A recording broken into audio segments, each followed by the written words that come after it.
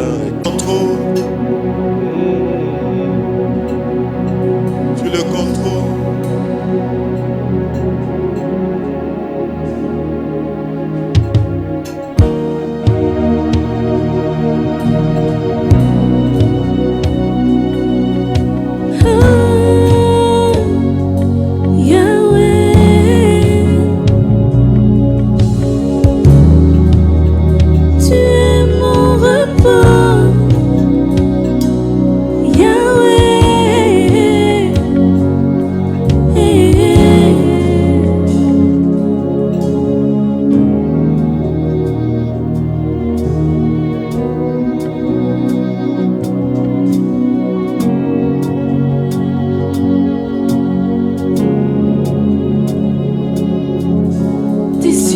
Tu peux m'entendre, je sais que tu t'approches quand je t'adore.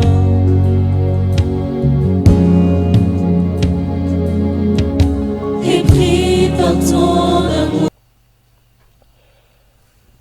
Chers amis, frères et sœurs, en ce moment de cette traversée des déserts avec le coronavirus, je voudrais revenir vers vous comme hier pour ce deuxième numéro des sensibilisations du peuple de Dieu. Aujourd'hui, le Seigneur me met à cœur de partager avec vous le psaume 46. Mais avant d'aller dans les profondeurs du psaume 46, il y a une chose que nous devrions comprendre, car elle nous sera très utile dans la méditation du psaume 46. Dans le psaume 46, nous lirons quelque part où on nous parlera des eaux, de la mer. Commençons donc par Apocalypse 17, verset 15, pour comprendre la mer ou encore les eaux. Dans Apocalypse chapitre 17, verset 15, il est dit, « Et il me dit, les eaux que tu as vues sur lesquelles la prostituée est assise, ce sont des peuples, des foules, des nations et des langues. » Maintenant, allons dans le psaume 46. Il est dit ceci. Au chef des chantres, des fils de Corée, sur Alamoth, cantique. Dieu est pour nous un refuge et un appui, un secours qui ne manque jamais dans la détresse.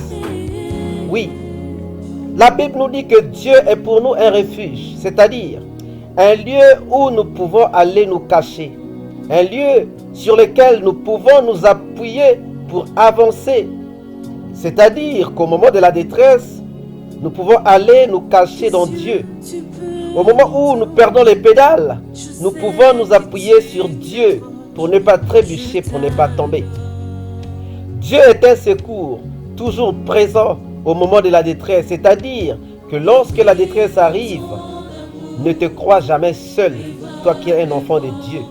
Mais Dieu est avec toi. Et il est avec toi en tant que secours. Puisqu'il est secours, il n'est pas secours pour dormir, mais il est secours pour te secourir. On n'a pas dit qu'il est dormeur. On n'a pas dit qu'il est secours pour te regarder, non. Il est ton secours. On n'a pas dit qu'il est un secours qui peut manquer, mais on a dit qu'il est un secours qui ne manque jamais. Vous savez, on n'a pas dit un secours qui ne manque pas, mais on a bien dit un secours qui ne manque jamais. C'est-à-dire qu'il n'y a pas de possibilité que ce secours soit absent. Si nous pensons vraiment que nous sommes en détresse, allons donc nous cacher dans Dieu. Ne nous réfugions pas dans les gouvernements, car ils ont déjà tous déclaré faillite. Les rois, les gouvernements, les généraux, les médecins ont tous déclaré faillite, mais Dieu n'a pas déclaré faillite.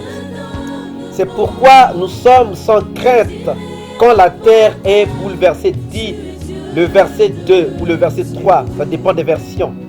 C'est pourquoi nous sommes sans crainte quand la terre est bouleversée et que les montagnes chancellent au cœur des mers. Pourquoi les enfants de Dieu ont-ils peur? Les non-chrétiens peuvent avoir peur. Ceux qui ne connaissent pas Dieu peuvent avoir peur. Mais pourquoi un enfant de Dieu doit avoir peur du corona? Je vous parie qu'il y a même des gens qui ne connaissent pas Dieu, mais qui ne paniquent pas. Et pourtant, certains enfants de Dieu paniquent. La parole de Dieu me dit, c'est pourquoi nous sommes sans crainte. C'est pourquoi nous, enfants de Dieu, sommes sans crainte. Quand la terre est bouleversée, oui, aujourd'hui la terre est bouleversée, mais nous, enfants de Dieu, nous devons être sans crainte. Et quand les montagnes, les hauts sommets, les présidents chancellent, quand le gouvernement se lamente, quand il chancelle au cœur des mers, nous sommes sans crainte.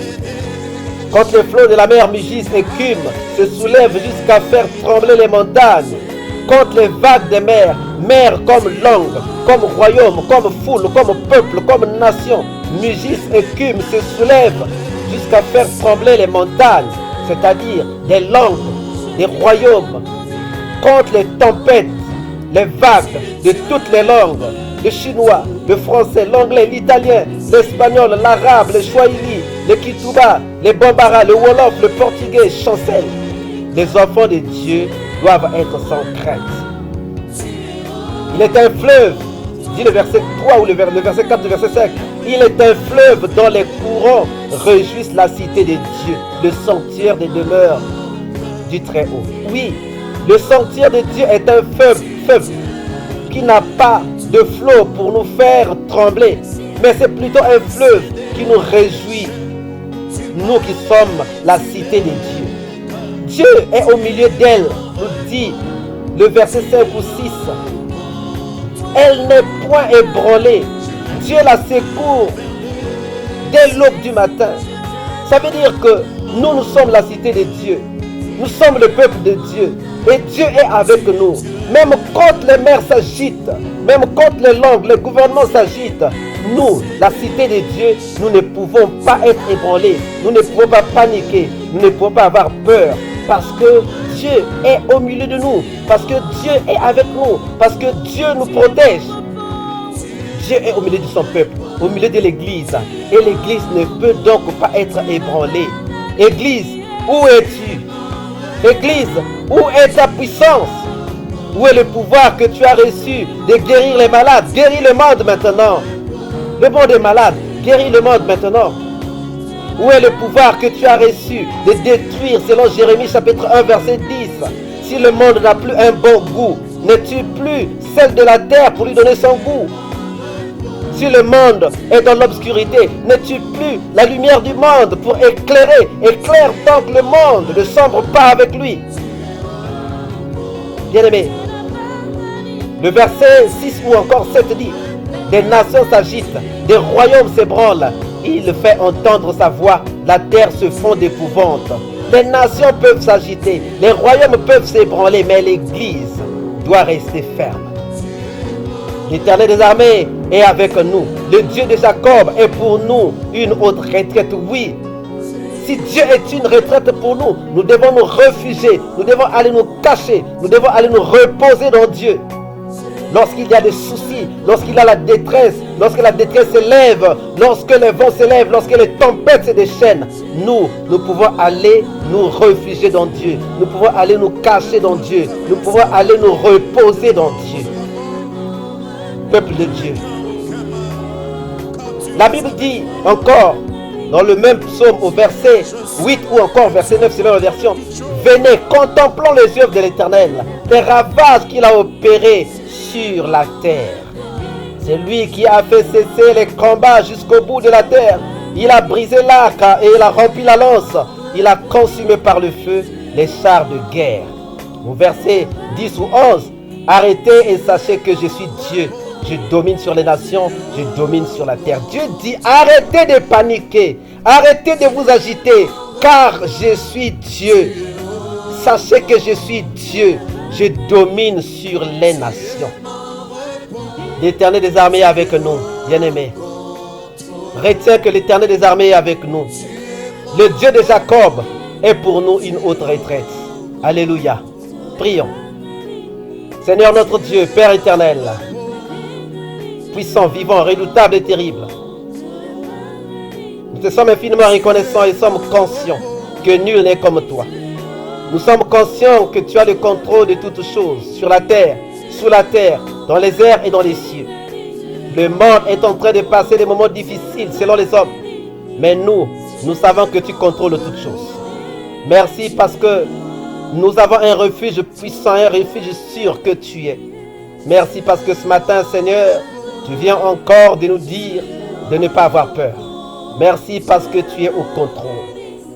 Oui, je remets tous les frères et sœurs entre tes saintes mains, Seigneur. Je remets nos familles entre tes saintes mains. Ranime en nous ton esprit de force afin que nous n'abandonnons plus, Seigneur. Nous ne nous abandonnons plus dans la peur afin que nous puissions être forts. Dans le nom merveilleux, puissant de Jésus-Christ, t'envoie ici prier. Et nous disons Amen. Jamais faire peur. Je garde une seule chose dans mon cœur. C'est que tu es au contrôle de toutes choses. Tu es au contrôle de ma vie. Tu maîtrises ma santé. Tu maîtrises l'histoire de ma vie. Tu es l'écrivain de mon histoire.